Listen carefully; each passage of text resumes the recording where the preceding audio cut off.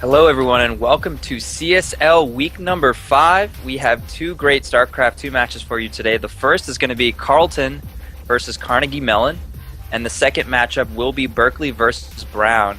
And I am joined by my very handsome and lovely co-caster, Ferguson. How are you, Ferg? I'm doing good, man. I'm really excited for Azubu Collegiate Champions tonight. We have some pretty good stuff really quick.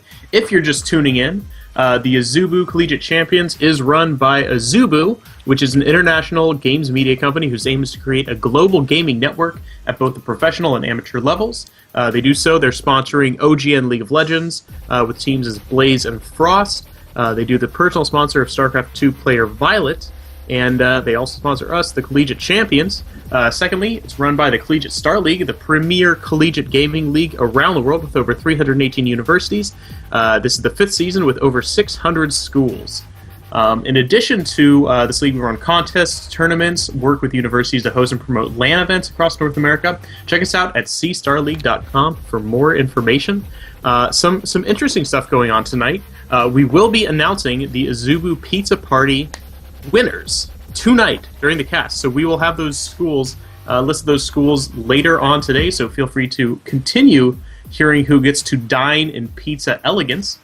And finally, we have Heart of the Swarm Hots Off the Presses going on. If you get your team into the newspaper of your school, we'll be getting you guys Heart of the Swarm beta keys, at least 10 or more. Check out more at the CSL website. Yeah, that is all awesome stuff, man. There's so many plugs. And yeah, Violet, obviously, if you guys caught IPL 5 this weekend, he was able to make it all the way to the finals, played so well, so awesome to see him do well. And let's talk a little bit about our first match, Ferg. We have Carleton versus Carnegie Mellon. We did cast Carleton back in week number 2, and man, they put up a hell of a fight back then. And I think that they're going to do the same this week. I think they're ready to win. You know, I talked a little bit to the Carnegie Mellon guys. They seem, and I haven't seen them play before, so I'm pretty excited. They seem like a really deep team. He said that they have about 20 different Masters players, which is so much depth. You can like have your own little mini CSL just within the school. So I'm excited to see what they come up with, because there's a lot of training ground within that kind of community. Yeah, so it should definitely be a very exciting first match. So guys, stick around. In just a few minutes, we're going to hop into game number 1 of Carleton versus Carnegie Mellon. Stick around. See ya.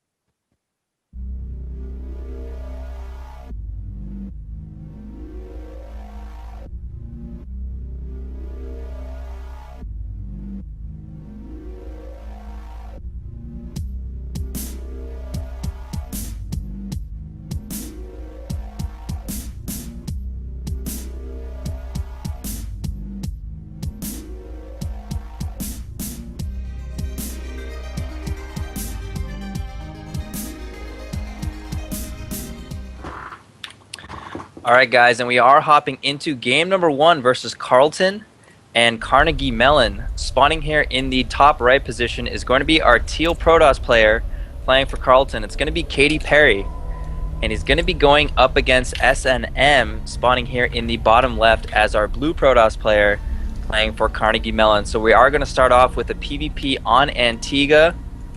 Ferg, how is it going, man? Hey, man, it's going pretty good. I am actually quite excited to be making some S&M jokes. I'm pretty pumped right now about sure S&M beating up Katy Perry. You know, it's a Rihanna song. You know, I can have some fun with this. Yeah, there's definitely a lot of potential. I'm a little bit worried. I'm hoping that somebody foregates, so it doesn't last too long. It's gonna get pretty abusive if someone foregates, man. Okay, that was the first one. I'll let that one go. First one's but always good. I'm really excited, man, because Azubu has done so much good stuff, and here is our final regular season cast of Season 5. We're going to the playoffs after this. We're going to be doing some pretty crazy stuff into the playoffs. Of course, the grand final is going to be in February. I'm sure everyone who can have the opportunity to come down, I'm sure lots of the SoCal schools are going to get in on it. Yeah, it's definitely gone by really fast. The playoffs are already here.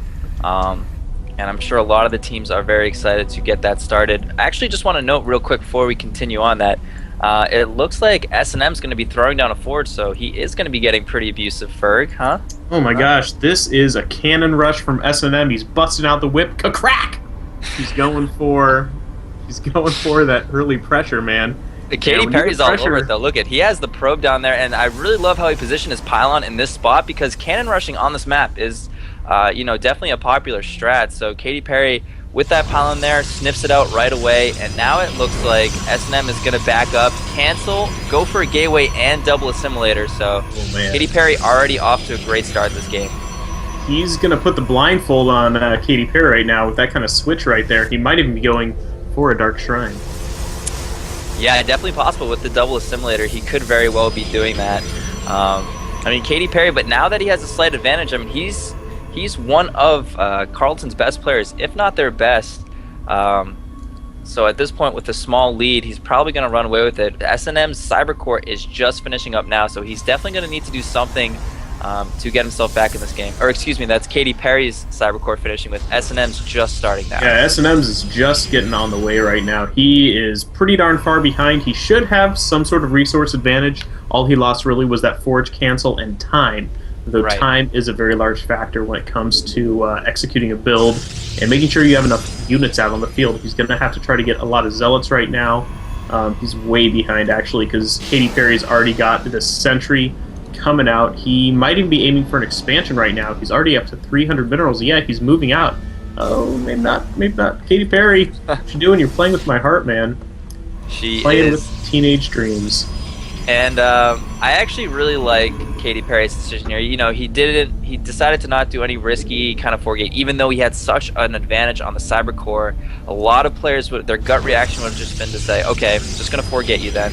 But he's going to still slow play and go for Stargate, and that's going to do really well against S&M's Robo that's coming down right now. That's going to give him yet another edge in this game.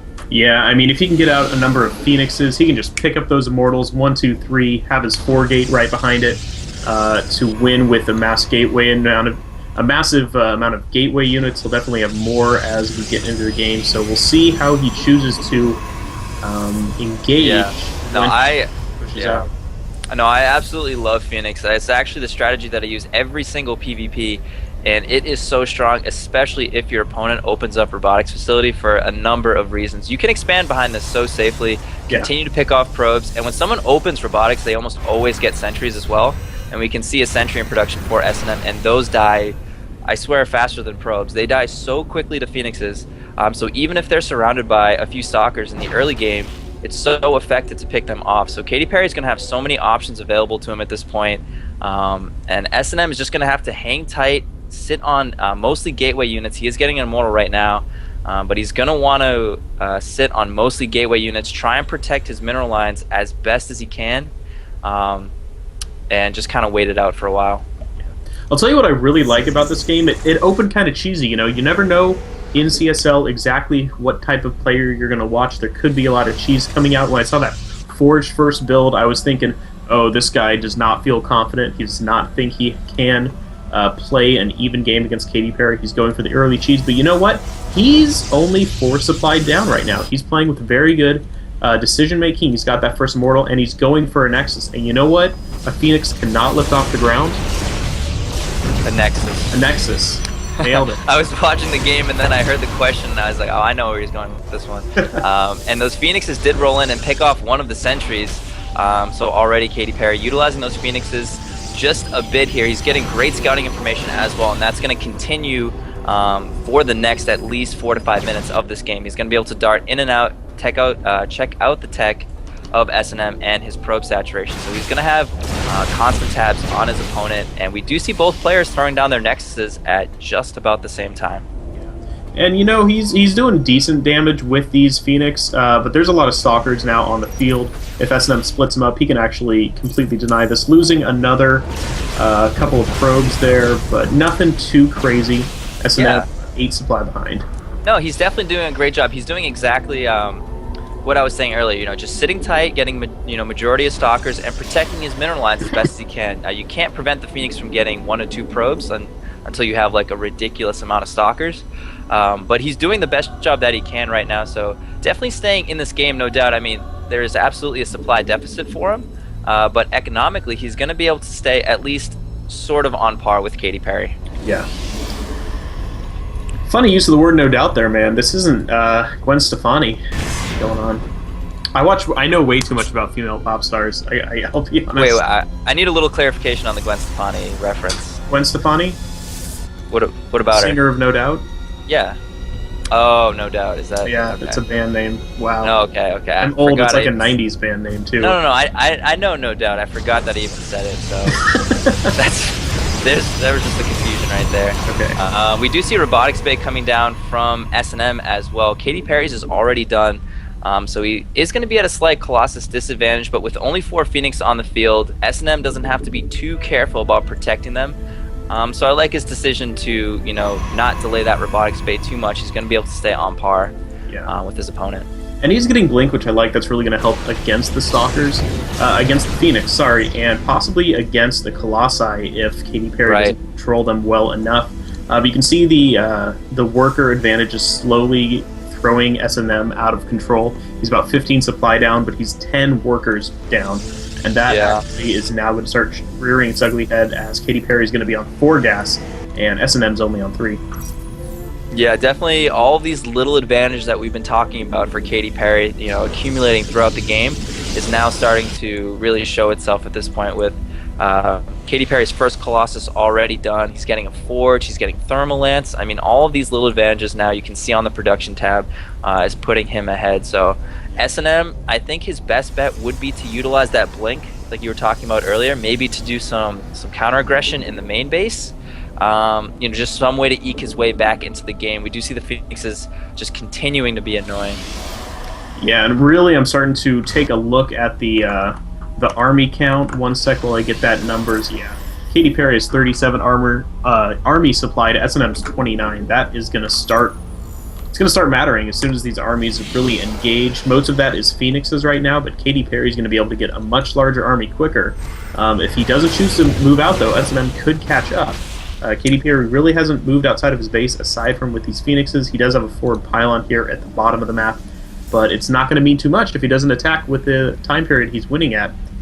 Though he does have one of the things, Katy Perry is also, with his advantages, able to invest into additional infrastructure. He just finished up his second robotics facility, so that means double Colossus production, which just means, every single time a production cycle goes by, Katy Perry has 2 more Colossus and S&M has 1. So, I mean, that kind of, it's that issue in PvP where it just becomes that Colossus war in the mid game, and Katy Perry at this point, since he has double Robo, can just continue to power up those Colossus, and they're going to just continue to be super effective. Yeah. I think it's going to come down to a war of positioning here. The Blink Stalkers can take out a Colossus if it's left unattended. And it's going to come down. It looks like Katy Perry taking 3rd right now. Yep. Slowly moving forward. Interestingly, S&M throwing down a Templar Archive. What do you think about that? Yeah. I have to say, with S&M's current economy, I have to find it really interesting that he's going for double Forge and a Templar Archives.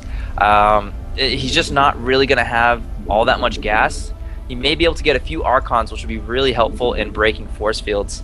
But besides that, he won't really be able to afford as many Archons as he wants. I do like Katy Perry's decision to grab the third base, though, because no matter how much of an advantage you have in PvP, attacking into Colossus can always be scary. You can lose so much advantage, from just moving into a Colossus arc. So Katy Perry's going to do the smart thing, grab his third base, taking no risks. I mean, he sees exactly what's going on. He just feels completely comfortable right now. Yeah, and now we're going to start seeing how these players are going to try to end the game, because the Archons are coming out. I think S&M tried to get a third base there, decided not to.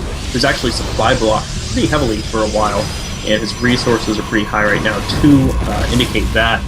But third base of Katy Perry is going to start paying off. He's going to be able to get it saturated pretty darn quickly now. He has actually quite a number of harvesters. 15 harvester lead right now on S&M. These upgrades are slowly chugging away. +2, 1 on the way for just +2 weapons, sorry. I wouldn't be surprised if S&M tries to go for some sort of... Oh, and right as I say that, he throws down his third Nexus. I was going to say a 2-base timing with 1-1 randomly because he was delaying his third Nexus so much. But he is going to just sit back and take his third base. I mean, now we're starting to get into the point of the game where if Katy Perry lets S&M's third get up for any amount of time, really... then you're starting to, get a little too passive as the Protoss play with the advantage. So Katy Perry, definitely doesn't want that third base. And here we go, some nice blink aggression actually from S&M at the third base of Katy Perry. Going to delay some mining, and it looks like he's going to get out with all those Stalkers, so well done. And it's those little moves that can put you back in the game. Delayed mining on this third base while he gets his own set up. It looks like Katy Perry has laid off of that Colossus production. He only has 7 right now. And S&M is up to 6, I think, as these two finish. No, 5 right now, a 6th on its way. So he could be pretty even right now. Looks like a little Zealot hunting force right now for Katy Perry getting into the third of S&M. He'll be able to take that up pretty easy to clean up those two. Yeah, attacking the Nexus probably wasn't going to work out, but, just kind of probably just checking the timings on the Nexus, just making sure that it's not too far along, I suppose. And S&M, he's still down in supply, a pretty significant count, but you did mention the fact that the Colossus count is evening up pretty considerably, so if S&M can just get his production up and make sure that this third base gets up and running properly, he could power out enough gateway units and maybe match it. But here we go, Katy Perry is moving across the map. He is about to max out, and he is ready to put some serious pressure on S&M's third base. He's moving out at such a scary time, Ferg. How do you think S&M could possibly hold this off? It's going to be close. Katy Perry is in a pretty dominant position right now. He could lose, though, if he throws his army, if he mismanages it, if he doesn't pay attention to what his units are doing, what they're attacking all at the same time. He's only 40 supply ahead, and that can be demolished pretty quickly in the face of 5, 6 Colossi. They have +1, +2 is about halfway done. The Zealot charge is done. It's going to be a nail-biter right now. 50 supply is going to be the difference right now, but a lot of those are also probes. Exactly. I was about to say about 10 or 15 are probes, but here we go. A huge engagement and a great job by Katy Perry coming in on both sides. S&M's flank wasn't as effective because of it, and now all of his shields are gone down, and it's just the Colossus struggling to get back, and now they're all pumped up. Katy Perry with a fantastic engagement, splitting his units just right, and now this third base is surely going to go down. Yeah, Katy Perry's Zealots there did just such a good job tanking. None of the high-tech units for S&M were able to live very long, while Katy Perry's are mostly still alive. The Immortals, the Archons there. GG happened, by the way. You probably all saw that. Just wanted to finish the sentence. All the Colossi lived, so that's pretty much how to engage perfectly and not lose, and Katy Perry did just that. Yeah, another dominating performance from Katy Perry. We did see some amazing play from him in week 2 as well, so great to see him just playing like a badass once again. Yeah.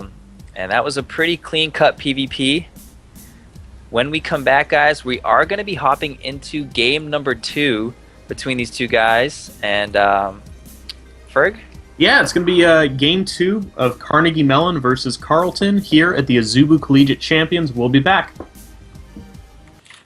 All right, guys, and we are hopping into game number 2 between Carleton and Carnegie Mellon. Spawning here in the bottom left is going to be our pink Zerg player, IQQ playing for Carleton. And he's going to be going up against the yellow Protoss in the top right, Practice. And he is going to be playing for Carnegie Mellon. So we do have a PVZ as game number 2 with Carleton up 1-0. Ferg, how excited are you for this PVZ right now? I'm excited. You know, PvP's good. It's a little bit tough to watch. PvZ is where all the attention right now is in the StarCraft 2 metagame. But really quick, if you're just tuning in, this is the Azubu Collegiate Champions. This is week 5 and... Week 5. Yeah, this is week 5, sorry. It's week 5, yeah. Last week of the regular season. We're going into the playoffs very soonly. In fact, the bracket's up. You can go see where your team is, though I believe we are getting a reseed on that. But the brackets are up, so you can see if your team made it. All that good stuff. We also will be announcing the Azubu Pizza Party later today, so feel free to continue watching, and you'll find out if you get to enjoy just a smorgasbord of pizza delivery in your face. Dude, I love smorgasbords of pizza. Yeah, I'm having one on Thursday. I got the okay to hold a pizza party at work, so I'm going to have my own little Heart of the Swarm party all by myself with pepperoni pizza in my office. That sounds adorable and sad all at the same time. It's a little sad. Yeah, so we do have a PVZ here. IQQ is one of the most solid Zergs for the Carleton team. He practices a lot. He showed a little bit of inconsistency last year, but he has been improving his play. And this is actually a rematch of these two teams' aces from last year, and he actually went down to practice last year, so he wants to redeem his performance from last year and pick up a win for his team here. Yeah, rematch there. Some nice probe micro trying to delay this hatchery, of course, very important, as Practice will be throwing down the Nexus first. It looks like that is going to be scouted by IQQ's Overlord here, as he sees the Forge expand after Nexus. A very economic build, pretty much the most economic build possible that is actually playable with here in StarCraft 2.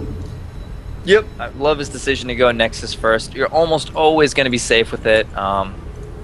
You know, of course, barring any kind of crazy 6-pool action. So I really like his choice here. He knows IQQ as a player. You know, I mean, they played, you know, as in last year's match, as the ace match. You know, Practice probably has a pretty good grip of how to get under his skin and how to, you know, play according to his style. So, you know, gonna be nice and economical about it. And I'm excited to see both these guys play. I mean, you know, a good revenge story. You can't ever, you know, underestimate that. So, Chris, I'm going to put you on the spot right here as both these players get their opening builds set up. I heard you had a special shout-out here for the Carleton players. I do have a special shout-out. So, that lovely Protoss player that we saw, Katy Perry, last time around, I was talking to the coordinator today, and, you know, I caught up with him a couple weeks ago as well, and he said that, you know, Katy Perry has been a little bit preoccupied lately, has a little bit of a crush on a lovely girl named Vanessa, and I was like, oh, well, maybe I'll make a shout-out, you know, maybe I won't. And, you know, come this week, comes up again, and Katy Perry now really, really wants to make a shout-out to Vanessa. And I was like, well, does he know this girl that well? And he was saying, well, you know, she came over to watch him play StarCraft, but I shoot her away, you know, because he had to concentrate on the match. And I was like, wow, I mean, if you can even find a girl that watches you play StarCraft, I could not pay my ex-girlfriend to watch me play StarCraft. Like, that is just not even something I can comprehend. So Katy Perry, you know, he played phenomenally, and he's having a little bit of a crush, man. You know what? If you can find a girl to watch you play StarCraft, that's love, man. I don't know what's love if that isn't. I know, man. To keep things a little bit fair, I do have an also shout out for Carnegie Mellon. They want to shout out to Rebecca Louis. I'm very bad with Chinese last names. Rebecca Louis for holding amazing LAN events at Carnegie Mellon, and also for Red Bull, because apparently they get free Red Bull. What up, Red Bull? Awesome job, man. Wow. And we just have really good shout outs.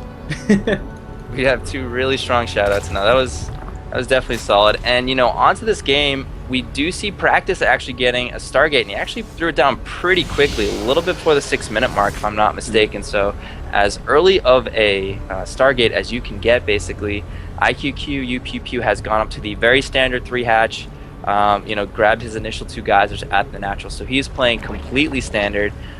This Stargate play, the way he has positioned it, he clearly doesn't want it to be scouted, you know, until as long as possible. gonna likely be pumping Phoenixes. There we go. So probably gonna go up to 3 or 4 Phoenixes before even revealing. And he's gonna try and catch his Zerg opponent off guard. Let's take a look at the Overlord placement. It looks like Pew Pew has not decided to move in any Overlords just yet. Ferg, how are you feeling about Stargate play on Daybreak against Zerg? You know, I'm not too good of a Protoss player. It's my weakest race. I play random to be a better caster, but Protoss is an enigma to me, and he has, I mean, a ton of Phoenix queued up right now. He's going to try to Chrono Boost him out, it looks like. He's going to be a 4-gate Phoenix build, and I know the critical point right now is, does he expand with them, or does he do an all-in? And it could be an all-in, because right now he is totally devoted to that one base play. He's going to have Warp Gate soon. He's going to have all 4 gateways finished. I don't know. What do you think, Chris? I know you play Protoss. You might know better than I. Well, I think that this build has been seeing more and more, popularity. I mean, or rarely people go Void Ray before getting Phoenixes, just because the Phoenix are so mobile, and these maps are all obviously pretty lengthy. He's actually going to go straight up to 5. No, he's going to move out with 4. I like this decision. He's definitely not committed to any 2 base all-ins yet. I mean, he hasn't started a robotics. He only has 4 gateways, so I really think he's trying to expand here. And actually, a Speedling is going to deny his Nexus, while the 4 Phoenixes are about to approach their first base. 4 Crawlers are coming down. 1 is already finished for IQQ, UPP at the 3rd base, and he's going to be able to defend pretty well already here, and immediately has to back off. Great defense from our Zerg player. Yeah, and I was watching IQQ, really, he put down those Spore Crawlers. It looked like, just in case it was a 2-base Dark Templar build, he really wanted to be safe. He put that Spore Crawler a little bit forward as opposed to in the back of the mineral line, as you would typically do against some sort of airplay. So really smart decision making here, and it looks like a ton of Zerglings trying to deny this 3rd base. They're going to have an easy go of that. There's a lot of sentries here at the 3rd. This is going to be a pretty close. Yep, he's just going to deny that expansion and back up with his army. He does not want to get caught and lose all these Zerglings, but this Speedling army is going to be able to swing around. If they get in this base, it could be bad. A very nice Warpman there of the Zealot. This Robo is way vulnerable right now, and it's going to go out of fight. I have to say, awesome play from IQQ, UPQ. I mean, this is textbook Zerg for dealing with Stargate play. He had the Queens and the Spores ready in time, and then he made a huge wave of Lings because he knows that very likely his Protoss opponent is going to be trying to get a 3rd base up. Yep. And even if not, he's going to be trying to move out with mostly sentries and starting to do some sort of big 2-base play, potentially. So, I mean, either way, the Lings will probably have some usefulness, but obviously they attain their number 1 goal, which is denying that 3rd base. So really well done. He's put himself in a great spot. Infestors are on the way. Roach Speed is about finished with Burrow. I mean, he's just looking so solid right now. Yeah, he bounced directly after taking out the Robo facility and denying the 3rd again. Practice is now 40 supply behind. Has not put down a 3rd at all. There is that Nexus placement. It's going to be so late. I mean, it's almost 12 minutes into the game right now. Yeah, you just finished the Robo. When you open up Stargate and you want to take a 3rd base, you really want to plant it at around the 10-minute mark. 11 is starting to get a little bit late. 12 is when, and Practice tried to initially plant down his Nexus at around the 10, if I'm not mistaken, but the Ling denials were just consistent enough to really put Pew Pew in an awesome spot right now, and he's able to pretty comfortably take his 4th base. He is still sitting on pretty much all Lings here. Yeah, 64 Lings, 8 Infestors. Phoenixes are going to be able to scout this 4th base, and it looks like they're going to grab a Queen along with it. So, Practice, he hasn't gotten much done with these Phoenixes, so this is a good start for him to take out at least one of the Queens. Yeah, poking around. These players are again poking around the Phoenixes, of course, trying to see what they can pick off the Zerglings, just getting in a very offensive position in case he can take down that 3rd base again. Of course, now Practices very heavily defending it with 3 photon cannons, his entire army parked there as well. I really like this wall here at the top of his 3rd, this entrance to his 2nd, with double photon cannons and a full gateway wall. But IQQ is just using his kind of mobility around the map to take down expansion. He's got a 4th almost completed, a 5th on the way at that kind of back of the base expansion. He's in a pretty good position here for his macro. He's going to have lots of larva to spend. He's in an absolutely stellar position. I mean, just look at his production tab right now. Finishing up the Spire, Hive is halfway done. More Infestors. He's even getting Neural Parasite, and that's going to be potentially effective against the Colossi that Practice is making. You know, if you do get in range, it is really nice to get a couple Neurals off on those crucial Colossi, especially considering how Ling heavy he is right now. So Practice really needs to get his third base fully saturated and, you know, just continue his production. He is going to start a Fleet Beacon pretty early on, so he wants to get that mothership ready and with enough energy for Vortex. Yeah, but will it be soon enough? I mean, the second Spire is on the way somewhere. I have no idea where it is. The second Spire is on the way. It looks like there's... Yeah, I just want to say the fifth hatchery is going to go down to these Zealots, so a nice move from Practice to keep Pew Pew on 4 base. You know, little things like that are going to make sure he stays in this game. And Practice now taking his own 4th as well. If he can hold it, I mean, that's the place where you hold it. This map, everyone knows that forward base is the hold or lose spot. If you can keep a hold of it, you can really fall ahead, especially when that used to be a full mining base. Now it's, of course, a half base. But if you can hold on to it, you have not only an additional expansion, but you have a great position to just attack through these rocks into your opponent's army. Lots of Lings now on the map. IQQ UQQ is, of course, trying to get in that optimal attack path for the Zerg army. Getting that Greater Spire now. Upgrades 3-3 on the way. +1 attack for Flyer. Lots of fun stuff. Lots of Spine Crawlers, which I like as well. That's one of Suppy's iconic styles, is lots of Spine Crawlers and Zergling run-bys. We'll see how it goes from here. The Mothership is on the way. Charge is on the way. Lots of upgrades as well. Yeah, I mean, Practice, look at it. He's caught back up in supply pretty much. I mean, the reason mostly being that Pew Pew has just been powering so hard, both with tech and with upgrades. I mean, his Greater Spire, like you're saying, just about wrapping up here. He's already getting the Corruptors, getting 3-3 melee. I mean, so he's ahead in all of those aspects as well. So, you know, Practice, he's done a good job taking the 4th base at a pretty reasonable time. I like his little Sim City that he's got going on here. He knows his Zerg opponent is so Ling heavy. Yeah. So just playing nice, solid, standard play. He knows that he's a little bit behind, but if you can get that Mothership out with the Vortex and Archon, everybody knows the game can change in an instant. It looks like he even, even has an additional Warp Prism here in the back of this 5th for IQ Pew Pew. If he does a nice Warp in, he can keep denying this base here at the 5th position and stay even on economy now that Practice's own 5th. And that Warp Prism is tucked as far in the left corner as you can possibly be. He's like hanging out by an asteroid. And actually, he's going to swing it in right now. And the way the Spine Crawlers are positioned, they are not going to be super effective. If he warps in a Zealot or 2, he's going to be able to deny mining at that mineral patch until the Zerglings do respond. Lots of Zealots now getting in position. It looks like there's additional Zerglings here in the main that are now moving away, and the Warp Prism is totally getting set up in the main as the Zealots here and in the 5th, are taking out this Nexus. Oh, see if it does. It's getting low on health, 300 health. It's falling. The Infestors are coming. Will they be soon enough? It looks like it's going to be enough. Yeah, he does save it, 115 on, and actually Pew Pew deals with the Warp Prism in the main right away before Warpin even happens. More cannons and a Dark Shrine coming down for our Protoss player. He has the Mothership out, and it is at 88 energy, so by the time any engagement happens, he will have a Vortex ready, and of course, if you wait even longer, you know, that means Ferg.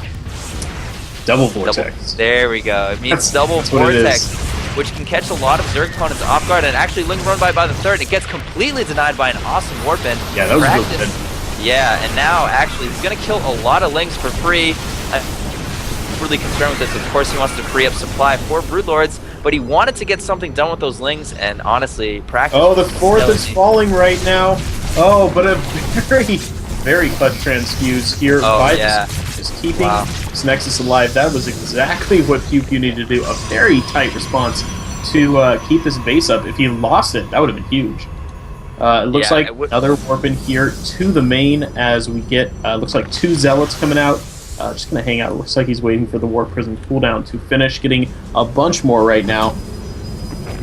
Yeah, and only a Spine Crawler or 2 in the main base here, so Pew Pew is going to have to do a pretty severe response. He's actually bringing a couple of his Broodlords and a lot of Infestors.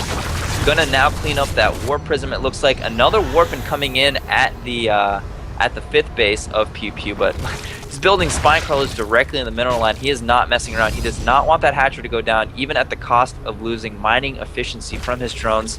I like that decision because, I mean, why is that base important? Not really for the minerals just yet. It's for that gas. So, you know, going to do what it takes to hold on to that base, Ferg.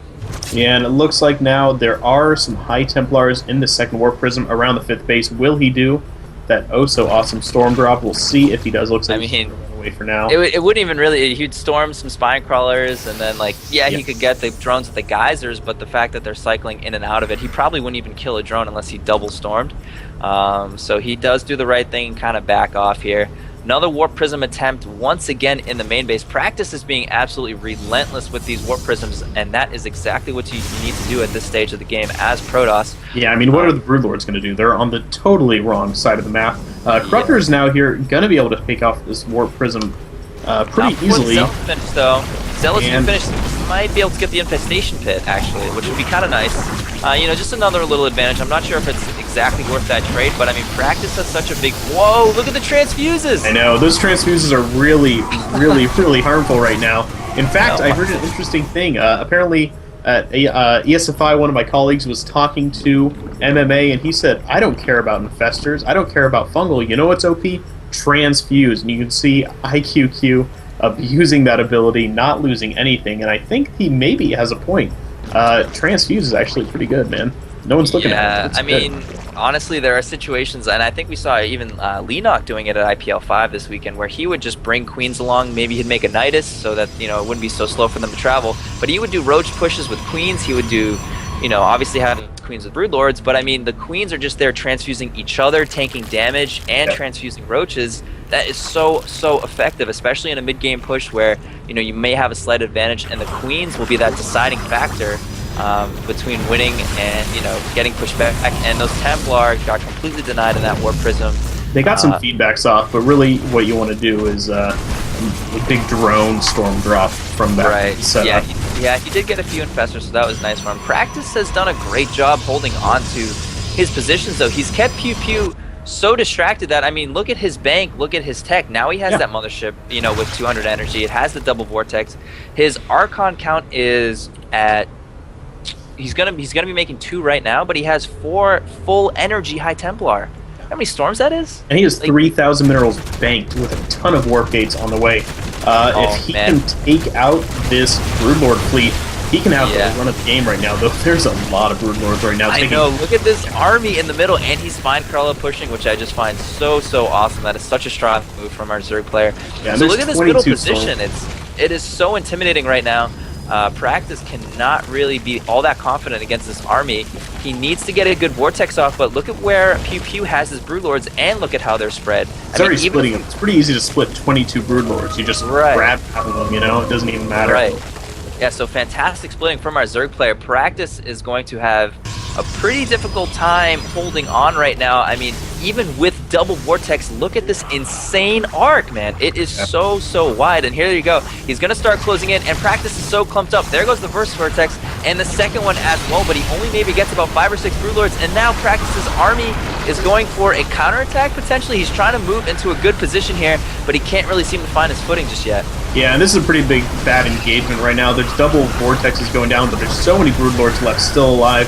Even some changelings getting in the way of the pathing right there. These spine crawlers are doing a pretty good job attacking any of the zealots that get too close to the army. The Colossi are cleaning up the Broodlords, but I mean, look at how many of them are still left alive. The Broodlord count right now is 14, and they're going to have a nice quick march across the field with all those vortexes used up. The mothership does indeed fall. These Broodlords are, these Broodlords are going down. Yeah, the rest of these Broodlords are never going to die when the Queens are under them. A lot of these Queens still have full energy, and there's about 7 of them, so, you know, they're just going to keep the Broodlords alive for so long here. Practice is going to lose his 4th base, and with that, probably his chances of winning this game. The attack was just so well executed from our Zerg player. I mean, Practice did the right thing by delaying him for so long, but in the end, the positioning from the Zerg player, I mean, he got 2 vortexes off, and it still didn't even like. Yeah, it didn't do anything, and he couldn't get the Archons even close because of the positioning of that Zerg army. You can see Practice warped in a whole bunch of Stalkers right here in the bottom of his 5th base that are running away right now, but they just, I mean, he can warp in as many Stalkers as he wants right now. It does not matter. He does not have that all-important Mothership. It's only halfway done, and these Brood Lords are going to do a ton of damage to the Stalkers. This 5th base had never a chance, and now he's going to go straight into the 4th, I think, and try to take out anything there. These Stalkers are getting locked down by excellent Fungals. Of course, the Templar are trying to move in and get some feedbacks on. It looks like they're hitting the Overseers, which just isn't effective at all. A nice blink in right there. A little bit behind, sorry. And it looks like IQ is going to be able to clean this up very, very easily. Might lose a couple Brood Lords in total during this engagement, but nothing to be afraid of if you're in this position as a Zerg player. Yeah, obviously IQQ UPPU has locked up this game, and basically he got his revenge from last year in a dominating performance. I really have to respect the way both players played, but especially IQQ in this case, just because you could see the patience in his play. I mean, Practice was so relentless with those Warp Prisms, but instead of just kind of ignoring one of the Warp Prism drops and just saying, you know what, I have enough Brood Lords, I have enough Professors, I'm just going to go kill him.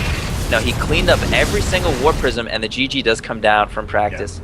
Yeah. He cleaned up every single Warp Prism, dealt with every single harassment very efficiently, held on to his bases, and when he felt like the time was right, he split his Brood Lords in what felt like a 270-degree arc and just crushed face.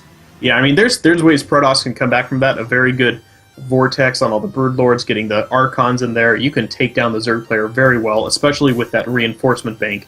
But that is not the game that kind of thing happened in. We'll be back. Yeah. This is the Azubu Collegiate Champions. We'll be back with Game 3. It's going to be the 2v2 as we see more of Carleton versus Carnegie Mellon. Alright guys, and we are going to be hopping into the 2v2 between Carleton and Carnegie Mellon. And representing Carleton is going to be Abby, our Zerg player, and Schmenk, our Orange Protoss player. And they're going to be going up against the Carnegie Mellon team of Yank Janets, the Pink Terran, and Kim Jong-il, the Zerg player. So it's going to be a Zerg Terran versus Zerg Protoss. And man, I'm just excited because I haven't seen a 2v2 in a long time. Yeah, and this is always my favorite part of the match here at the Azubu Collegiate Champions. We made the decision a while ago to keep the 2v2, and we polled the community. We had some test stuff, and we determined that these maps were great because they weren't so cheesy. You can still cheese. There's still cheese, but you don't have to cheese. You can defend if you want to. And hopefully we'll see how this 2v2 wraps up. If you're just tuning in, this is the Azubu Collegiate Champions. We have over 318 schools participating with over 600 teams here in our 5th season for StarCraft 2 and our 2nd season for League of Legends. It's pretty exciting stuff as we kind of grow. Of course, we had some interesting discussions going on and how to format all of this Season 5. We do have a 2nd season this year, which I absolutely love, to get teams kind of a fresh start midway through the year, and we'll be doing that in March. Yeah, absolutely. And going back to what you said about cheeses still happening, what I really like about these maps as well is that when those cheeses do happen, they're usually pretty refined and made specifically for the map. Yeah. I mean, with the typical 2v2 map pool, when you see cheese, it's really, really cheesy. But here you see some interesting plays, even when it is cheese. So these maps have definitely given new life to the 2v2 aspect of CSL. And we've seen a lot of pretty crazy games. A lot of the times, some players do end up cheesing, but just in very different and refined ways. So it's really exciting to see, how you guys have started to play on these maps. And right now we do see all 4 players looking like they're going to be playing pretty standard to start. Yeah, and this is actually kind of an interesting situation. We have right now we have Kim Jong-il, of course, the North Korean, is going to be getting this hatchery down here as he is doing a quick expand. And he is getting a very early. No, that is the other Zerg player. Sorry about that. Abby is getting the early speed. She actually might be doing There's banelings coming out right now, man. There are baneling nests on the way. Abby's cheesing, man. Abby is doing some cheese, and it looks like there is a 4-gate on the way with Schmank, which name I love, because that is fun to say, man. Schmank. Exactly. 10 more games, man. This is awesome. Schmankity Schmank just rolls off the tongue. It's just so Schmank. Schmankity Schmank. It's just so simple and fun to say. He's got 3 gateways already down. A 4th one, there it is. Yep. Just planted down now, and yeah, he's going to be going for a solid 4-gate. So these guys, they are going to open up with some pretty solid aggression. We do see Abby taking his hatchery behind this, though. So, I mean, he's going to be putting on some baneling pressure, but it's not necessarily all in. It's going to be baneling, speedling, and then the follow-up is going to be a little bit economical. But wow, looks like Yank Jeanette's already knows exactly what's going on. He has such a fortified wall already. He's got a bunker, and he's got a very nice command center behind it. So when he does hold, he can expand very quickly after that. I think the real crutch is going to be, how does Kim Jong-il defend? He's going to have to put down a spine crawler or something. He's going to have to make sure to defend his base. Because if he loses, it doesn't matter how much damage Abby doesn't take, because Abby's alone in the universe against horrible Schmank and Abby. Yank Jeanette's is against. Yeah. No, absolutely, and you're 100% right with that. I mean, this is going to be tough for Kim Jong-il to handle by himself. I know he's quite the powerful guy, but here we go. Banelings are going to be morphing in. There's no defensive baneling nest for our North Korean dictator here. He's going to be holding the ramp right now with the Lings, and Schmankity Schmank is going to be coming in with a couple of stalkers here, already putting on so much pressure. The Marines from Yank Jeanette's are going to come out and help. But right now, this pressure is looking pretty strong from Carleton. Oh, and a huge Banelings coming in right now, doing a lot of damage to Yank Jeanette's and Kim Jong-il. It was a very good hold up until that point. But right now, we have Schmank and Abby resounding. You can see a lot of Lings on the way for Abby. Banelings 5 in production, 16 Lings on the way as Schmank is whittling down these Marine numbers and trying to keep his units alive as the Zerglings swarm out. For Kim Jong-il, he's doing a lot of damage. He's taking shield damage.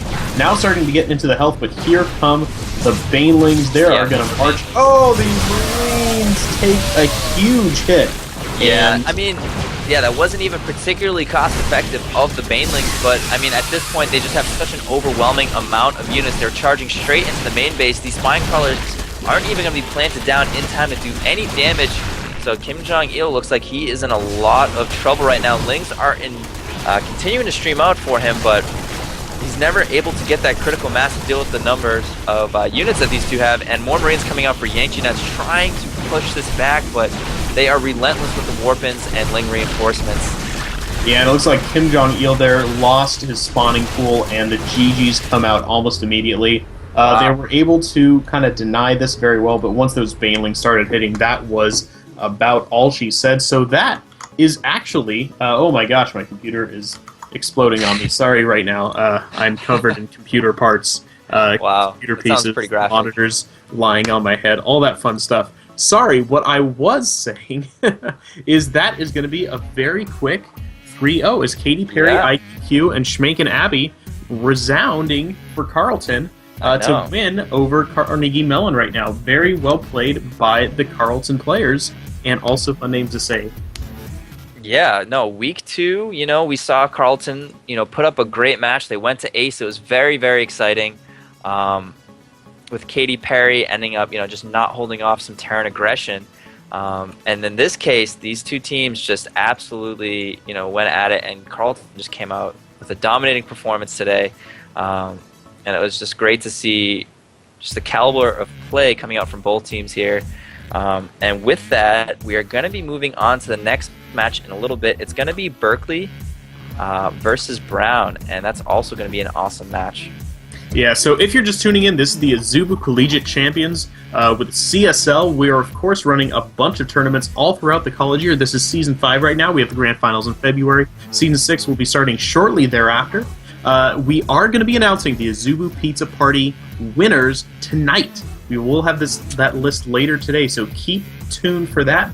Also, we are running a Hawks Off the Press contest. If you get your team into the school newspaper and show us, we'll be giving you some Heart of the Swarm beta keys, at least 10 for your team. So maybe you have the beta, and maybe, Poor Paul does not. And he wants some of that beta, so get it for him if you're getting your team into the newspaper. Of course, any school needs to have StarCraft in the newspaper. I mean, my school, if the StarCraft was on the newspaper every single day, I'd just cry, and I cried a lot, to be honest. But that's okay, because we're giving out beta, so you have a reason to justify it to your team. Get yourself in the newspaper, we'll give you beta. Good stuff coming from there. Absolutely. So, guys, stick around, and when we come back after a short break, we're going to be hopping into our second match of the night, Berkeley College of Music going up against Brown. So stay tuned.